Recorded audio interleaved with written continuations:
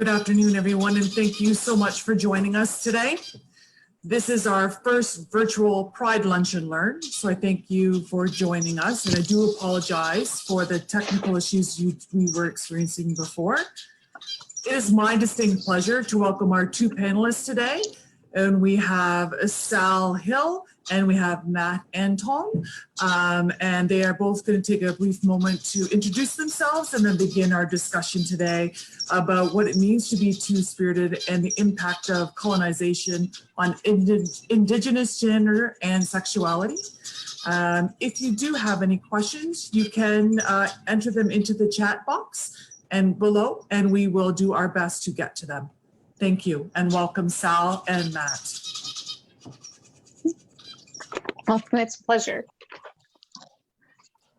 So I guess I will start first. I am Sal Hill. I am Oneida. I grew up on the Oneida Reservation just outside of London. I consider myself a two-spirit artist and activist.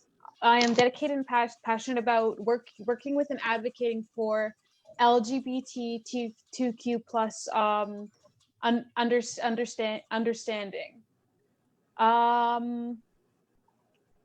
I worked with Pride London on several events, explaining and talking about two-spirit history, as well as what it means to be two-spirited, as well as the kind of the spiritual and historical role that being two-spirited has played in my life, as well as the life of many others.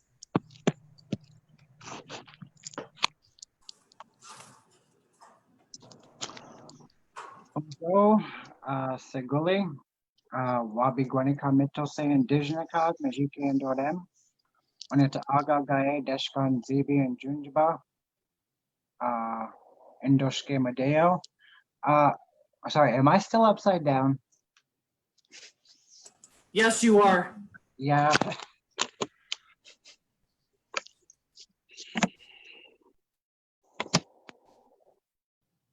There we go. There, Sorry. that's perfect. Yes, my niche name is Wabi Guanika Mitose. That means he walks among flowers. It's very fitting, I think.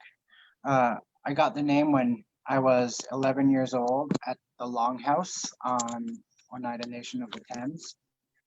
I am still learning about myself with finding what the meaning of two-spirited is. More recently, I've become very traditional, and as every day passes, I'm learning something new about it, and I'm very ecstatic about it, and I'm very proud of who I am. Yeah, thank you. Yoan Go, Miigwech.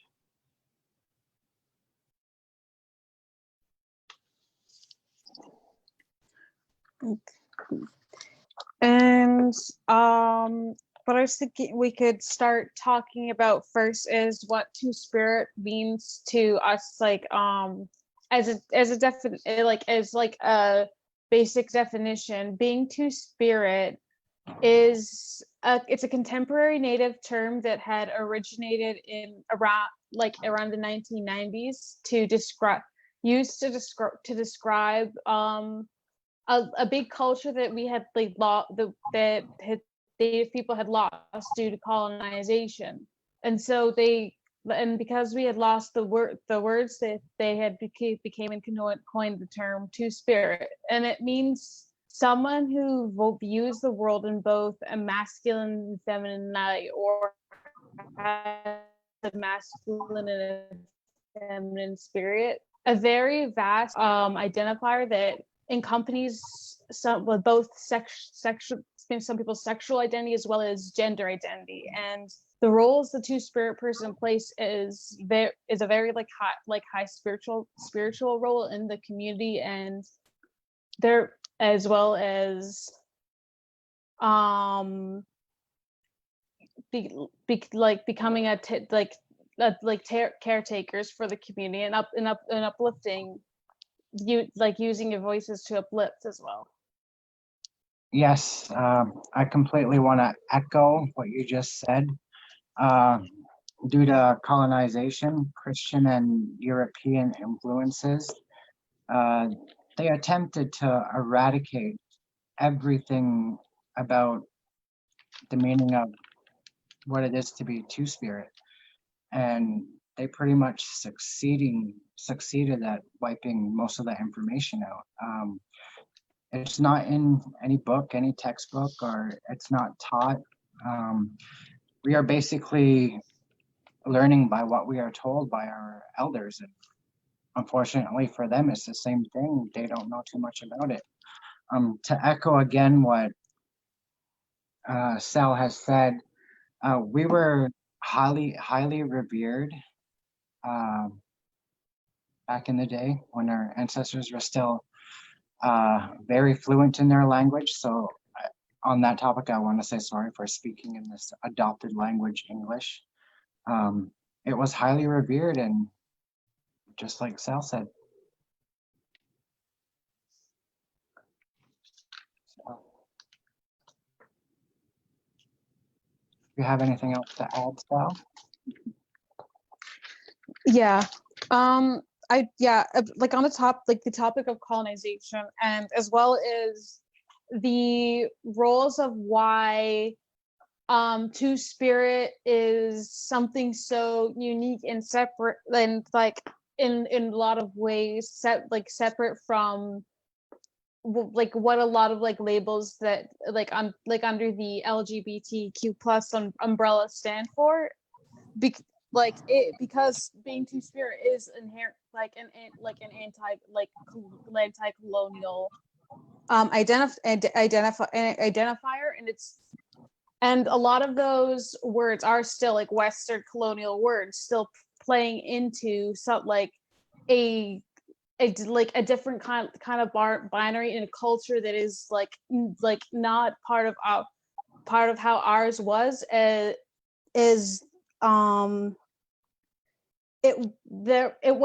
We didn't originally come from a two binary society, so it wasn't really that originally.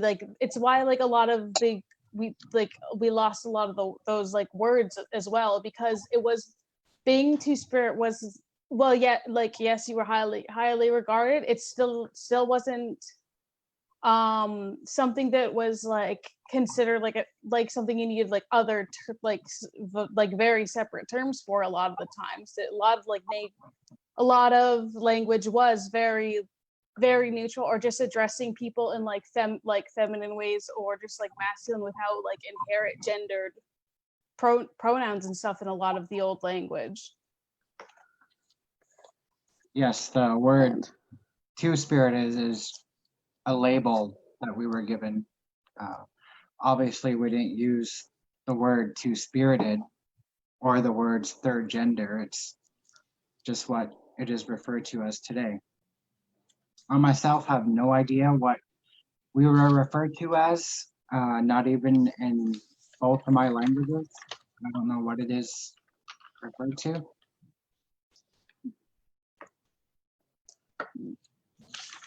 And I don't there's a lot of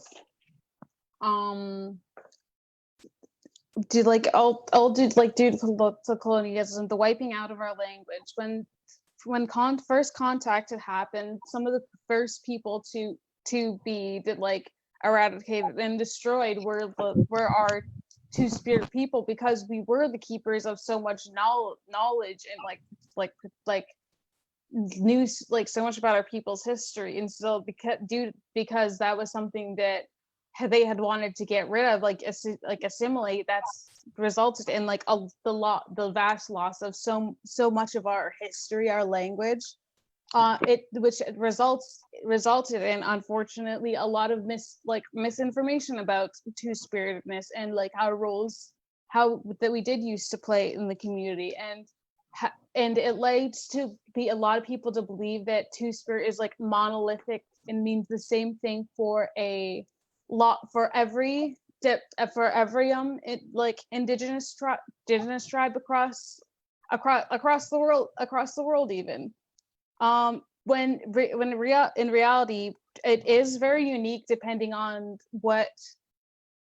whatever tribe you also come from yourself, because there are still some tribes who still do remember and like still have their like language and the words for their the two-spirited people, but unfortunately for as the Oneida Haudenosaunee, we do not know the word we had for those people. Yes, one of those cultures that still have the word for what we say two-spirit is the Navajo. Their traditions are still very much alive, and they still have their what they used to call it. I don't know what it is, not even offhand, but there are, like Sal said, there are multiple nations out there that still have their teachings of, I don't know what word to use, but from two-spirited people, they still have all their teachings, and it's very much alive. And I want people to know that we're still here. There is many of us, and we're quite proud.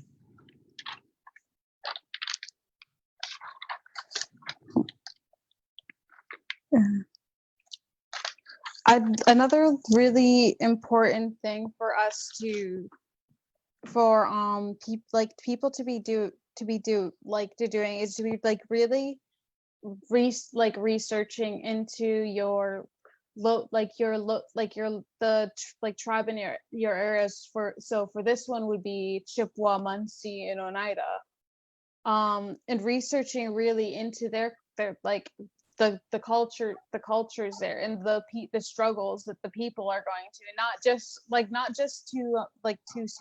two-spirit indigenous people as well, but it is important for the community to uplift all and bring allyship to the indigenous community as a whole, and working towards rebuilding that bridge, and helping protect our culture, working together to help all protect our culture and teachings.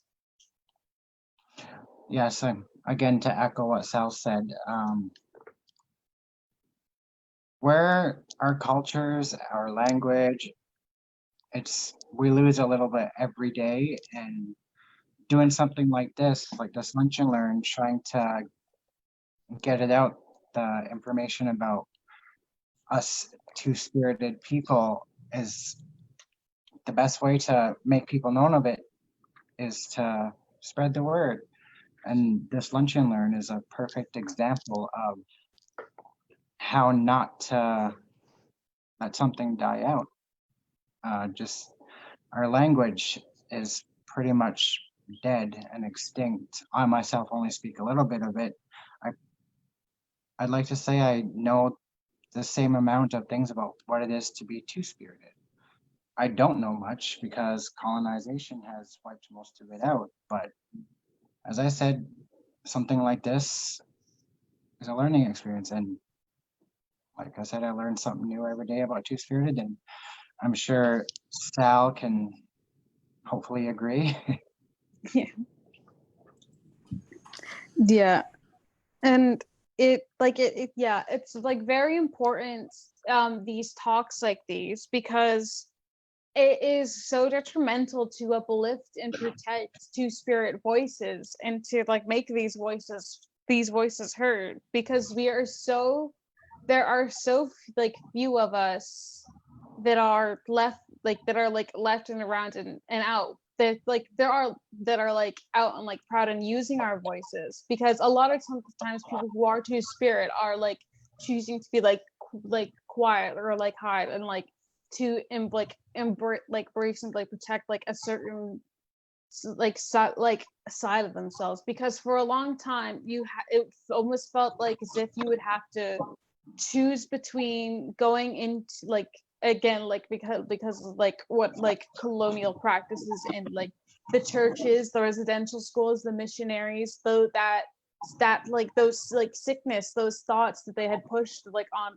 into our minds, choose like the homophobia, misogyny, racism, like physical, mental, and sexual, spiritual abuse that like those missionaries have inflicted, caused a huge like a disconnect from like being like out like proud like in our sexuality and gender, and all like making it feel like we have to separate that from our like traditional culture.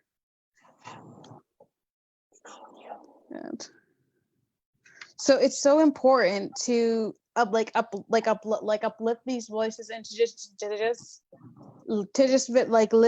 listen, and like research into all your like your local two-spirit activists, and like people who are like doing like so much for like them in the community. Like there are like so many amazing and talented two-spirit people like that are existing. Like for example, in Alberta, there's currently it's a two-spirit doctor, Dr. James Makokis in Central Alberta, who specializes in transgender care for Albertans, like in incorporating traditional medicines into modern day hormone replacement stuff. And like I think, and it's beautiful that like we've been coming such a long way, and it's so important that we're like to talk about those people. Sal, is this the one that the American or the race guy, the Canadian race or something? Is that the doctor? Oh no, this is a doctor, Dr. James Makokis, out in Central Alberta. He has is a two-spirit doctor specializing in specifically like transgender care. But that is like also another point that like Canada's Drag Race has their first ever it's like on the first season, the first like two-spirit person on a major television as well. That is a good way to educate people. Great conversation so far. If I could just interject for a moment, Sal and Matt, we do have some questions from people that are watching us right now. Do you mind if I ask you these questions now, or would you prefer to wait to the end? Not at all. Okay. I'm moving to questions. Okay, perfect. So the first question is, do you think it is more respectful for our communities to separate out two-spirit from the acronym LGBT+, instead of lumping this in as an LGBT2S? Maglech for answering. Candace. I will answer this one first. So I personally don't like the label at all. First of all, the word itself is not Indigenous. It doesn't embody what we're about. It is a word of colonization, pretty much. So I don't think it should be a part of that. I think we should figure out what we were called by our own people, by our own culture. That is my opinion on the topic.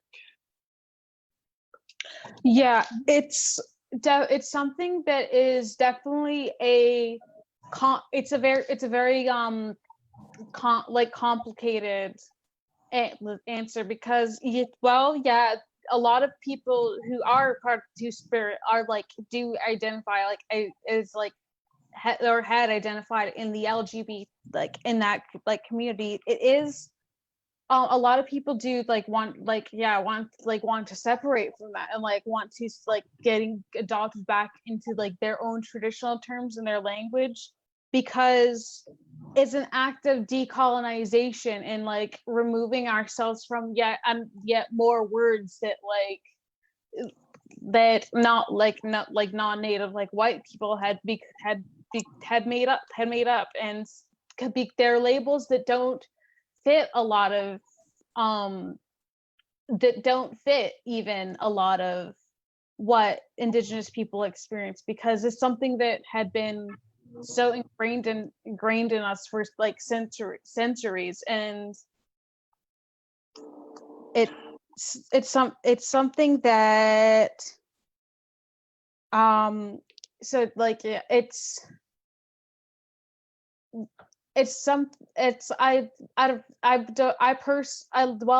I understand and appreciate when people do include like the like two-spirit into the acronym. I don't believe it's like should necessarily like be included, because there's so much more that two-spirit and like is than like what than what it is. It's like about being like mostly being like connected to the spirituality and the cult, and like specifically your individual Indigenous culture and roots.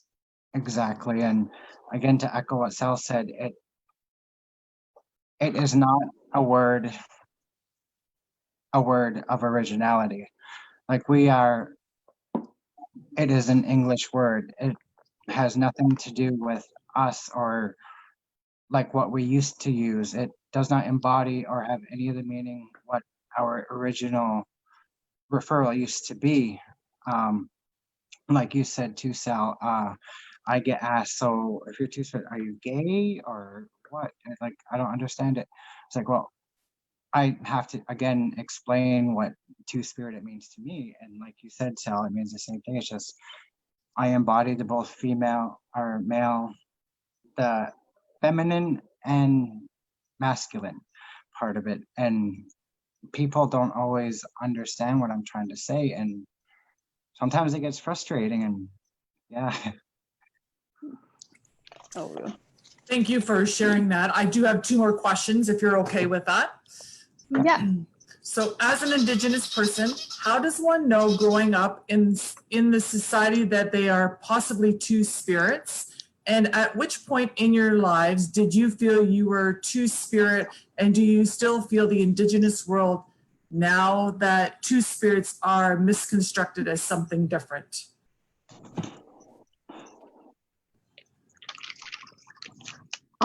Okay. Apologies. Could you just repeat the question, please? Sure, no problem. There was a lot in that one. So Yeah. as an Indigenous person, how does one know growing up in society that they are possibly two spirit? And then at which point in your lives did you feel you were two spirit, and do you still feel in Indigenous world now that two spirits are misconstructed as something different? Okay. So for me, I had known that there was something different about me at a very very young age, and I had not understood what it was about me that was different. I had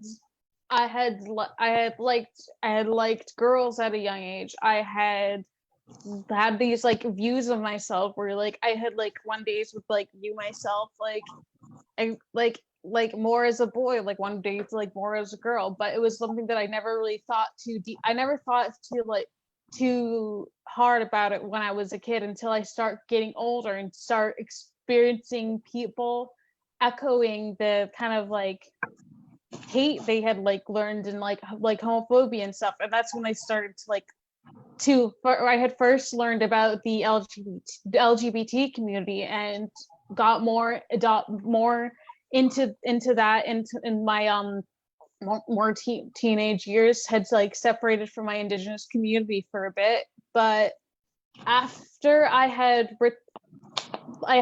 come into contact with and had found out about our people's history and like the like such rich like what being like two-spirited like actually was, I had start becoming more connected to that, and it was like a revelation. So when I first start officially using two-spirit, I was much older. I think I was I was about around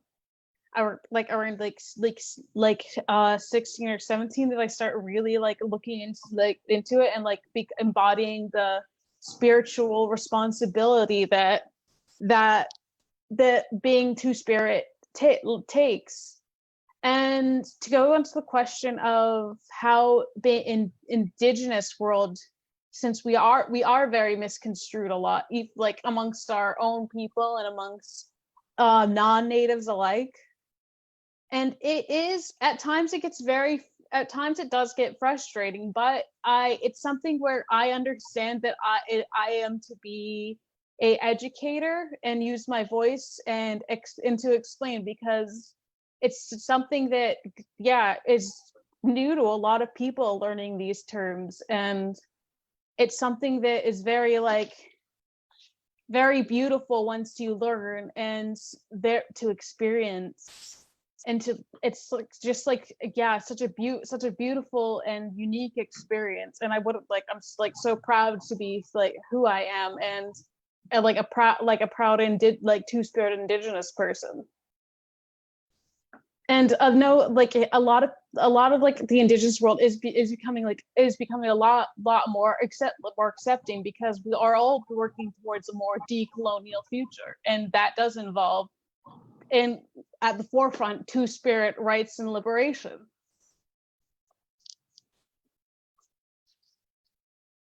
Awesome. Thank you for that, Sal. So yes,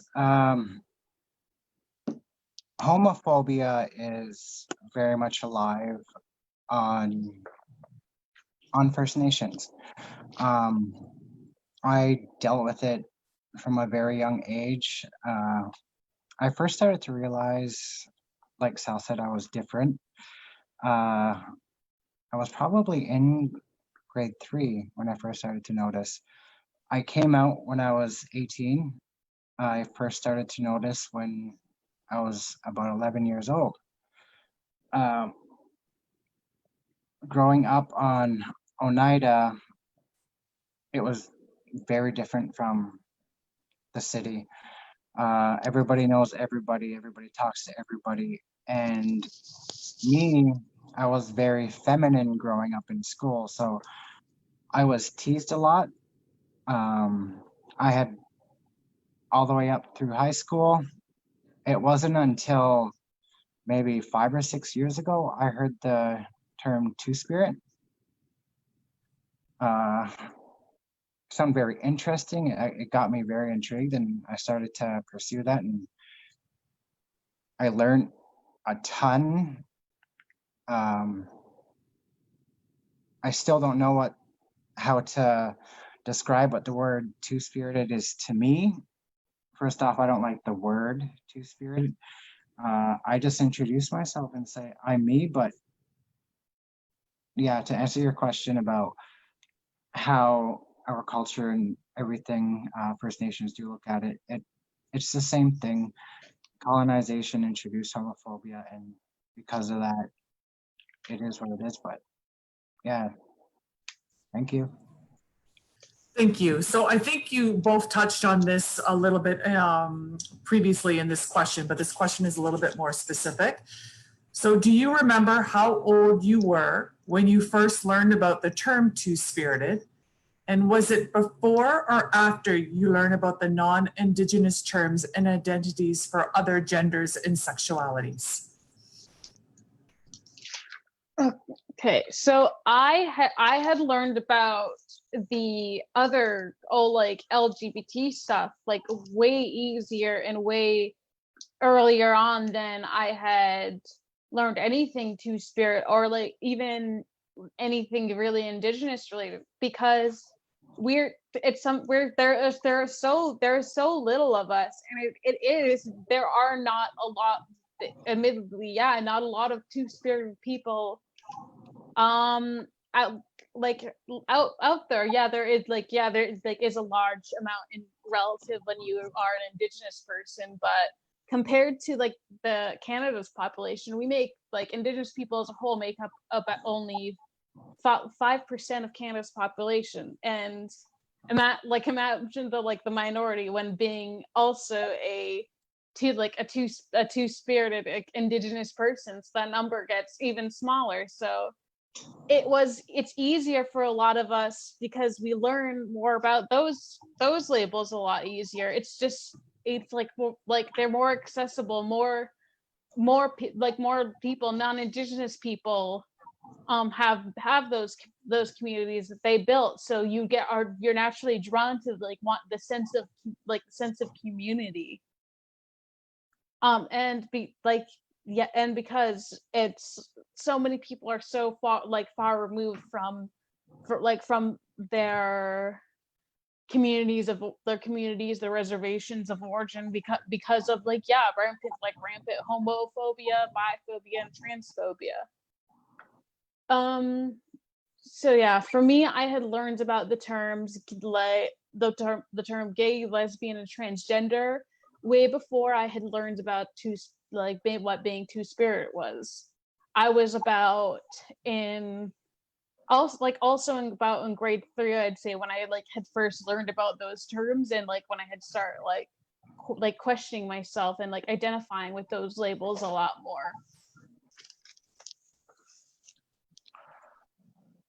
Okay, for me, I first heard the words everything on the spectrum, LGBT.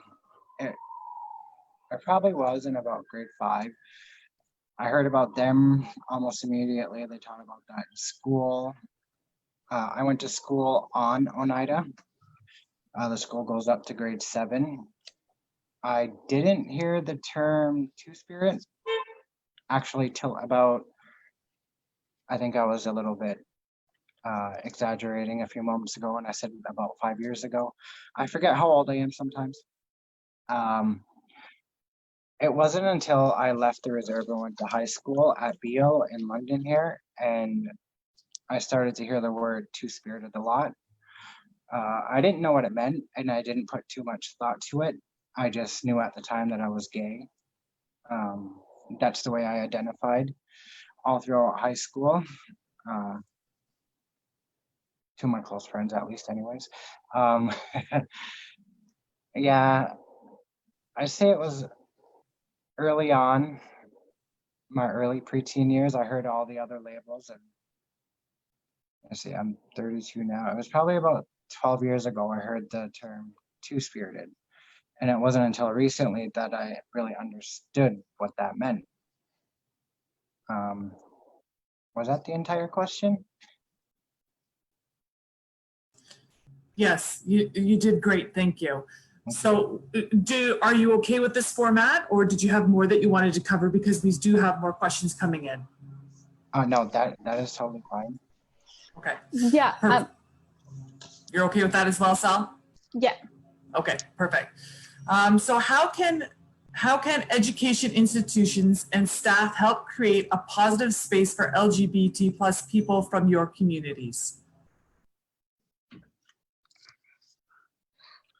I would definitely be looking into and addressing any internal biases that they themselves might have as a person is always a good place to start, to really look into and research the effects and current day colonialist acts that are happening, to get involved, because being it's so important to company and talk about colonialism when you are talking about two-spiritedness, because yeah, it as Matt has brought up, that even the word itself is inherently still colonialist, because it's an adopted word from an adopted language brought on through assimilation. And a good thing as it being an educator would be like to acknowledge the school, a lot of the school-based traumas that a lot of indigenous and even like LGBT kids as well face at school due to all like the rampant intersectionality of racism and homophobia, like transphobia, all of that. And just becoming aware of like your place and your power, like your power over like your power as an educator, because that is a type of power. It's the power of sharing your knowledge. So it's important for you to also continue to learn and address and like reevaluate your any colonial mindset you still might even unintentionally have.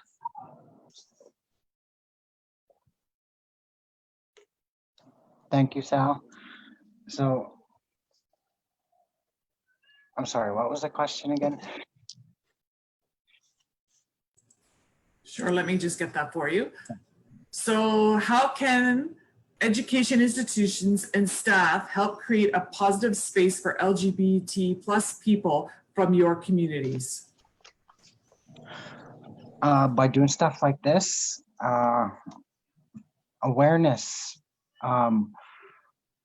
The way things are right now with the whole COVID thing, that just adds to the problem, but it is very hard coming out if you live on a First Nation because of how small it is.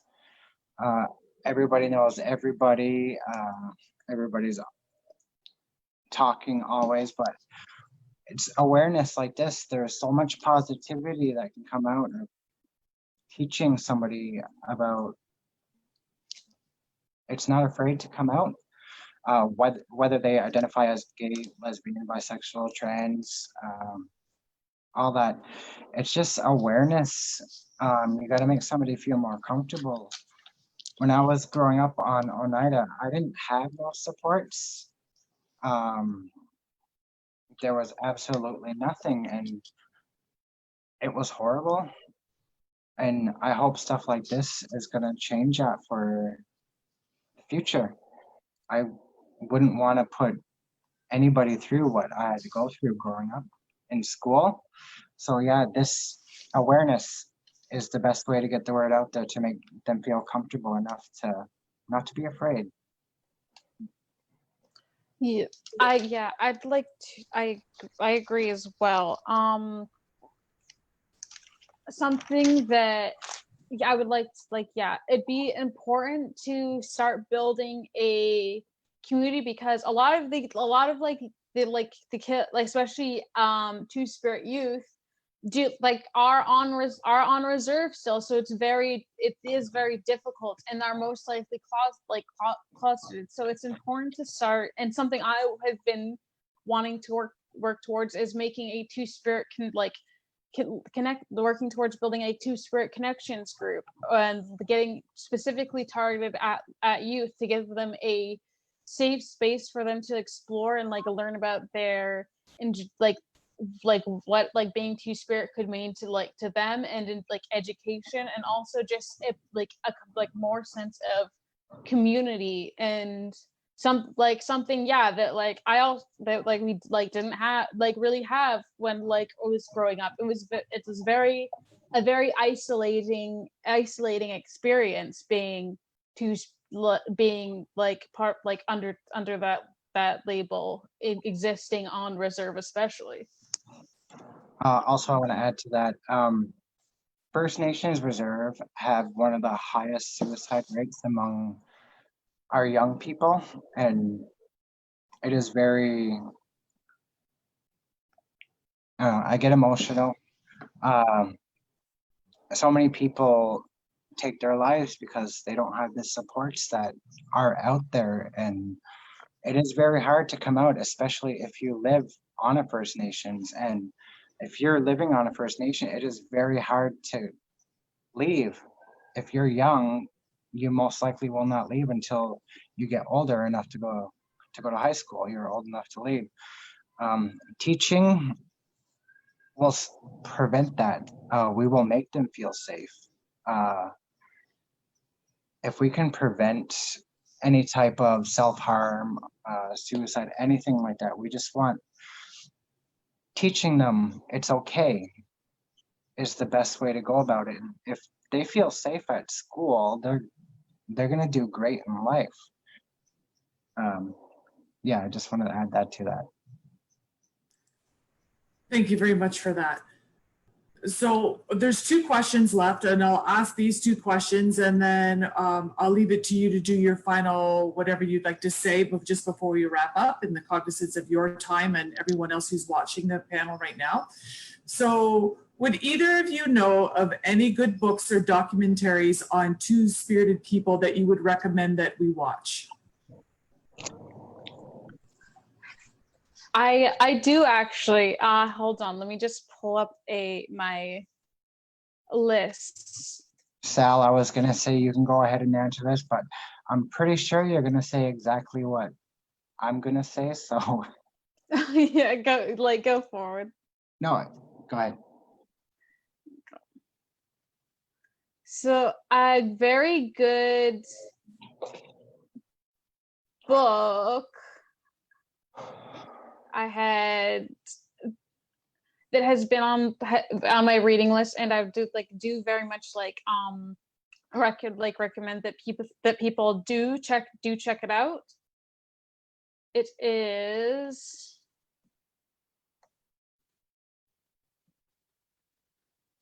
by an elder,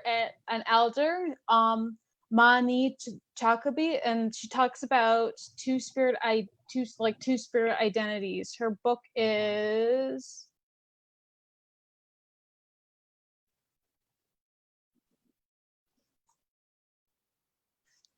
apologies.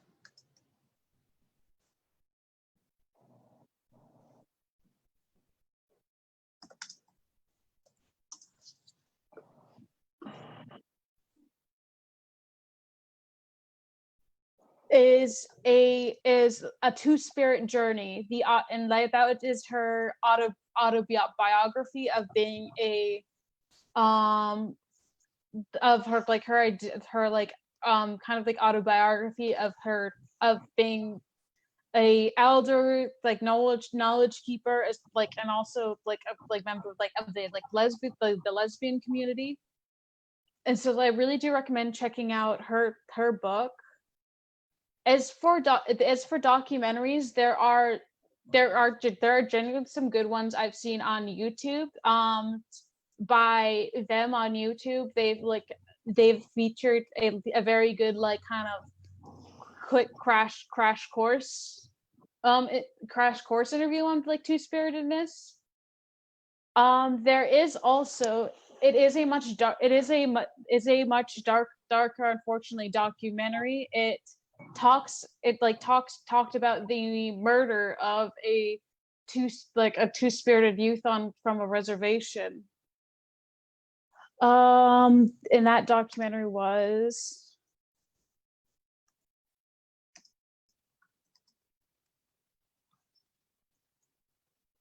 While you do that, Sal, I thought you were gonna say what I was gonna say, but I was totally wrong. So there is a book.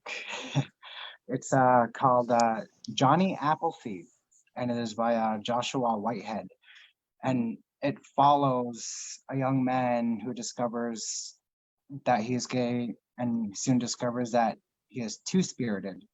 He leaves his small community, his First Nation, into a big city, and the book is about that, leaving a small community, his First Nation, moved to a big city, and also coming to discover that he is two-spirited. It is a very good book.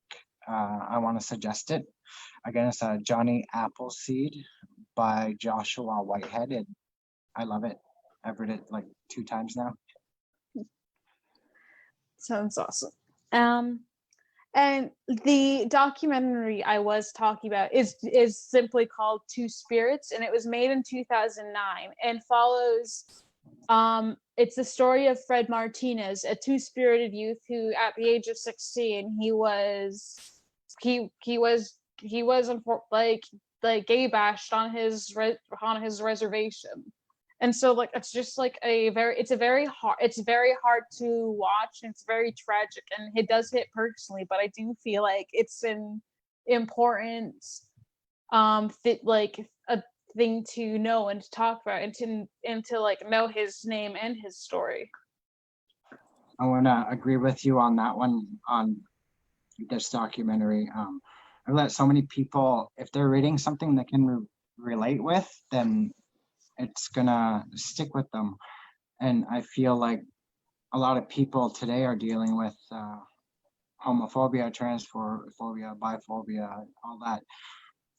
They can relate to the book, they'll take something from it, which is the whole purpose of us doing this lunch and learn. Yeah. Thank you. Thank you. So the one last question just before we wrap up, and this is a very poignant one after the documentary you were just discussing, was what can you say to any of our youth who feel like they are two-spirited but feel like they can't come out?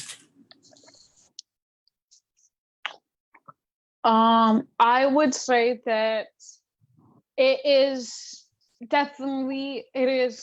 hard because you are hiding a part of yourself, and like such an important part of yourself, like to your spirit, to who you are, to your spirit, to your physical self, to your mental wellness. And it's hard, but you should know that you are not alone, and that there is community that you can build. There is all these connections and resources, and there are so many people who will be there for you. And it's understandable that like for a lot of people it's not safe for you to come out, but hopefully like sometimes it does take you to gain the courage to like use your voice and to create that community amongst yourself, because chances are you are definitely not alone in your feelings. There is definitely someone in your community, in your age, who is like most definitely feeling the exact same feelings as you are, but also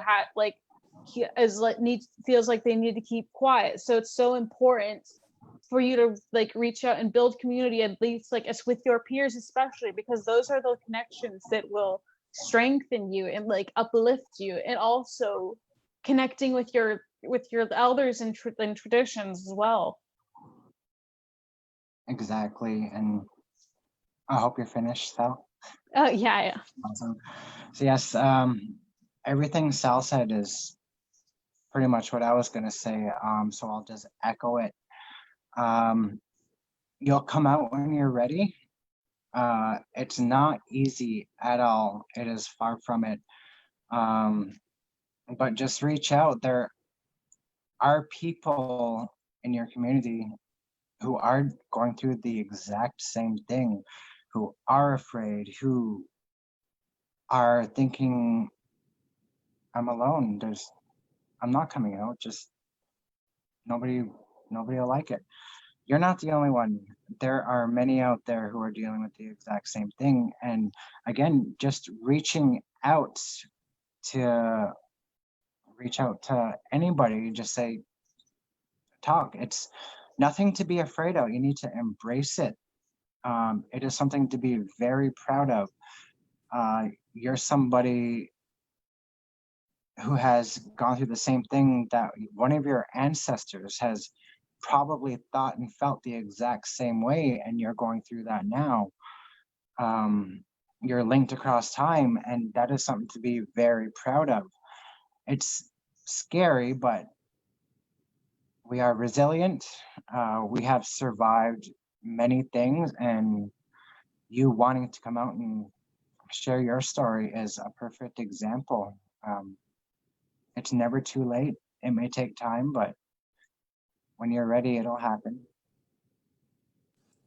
Well, thank you very much to both of you for taking the time today to help us learn a little bit more about you as individuals and about your culture. It's been a great pleasure. Thank you for the heartfelt stories, and thank you for sharing.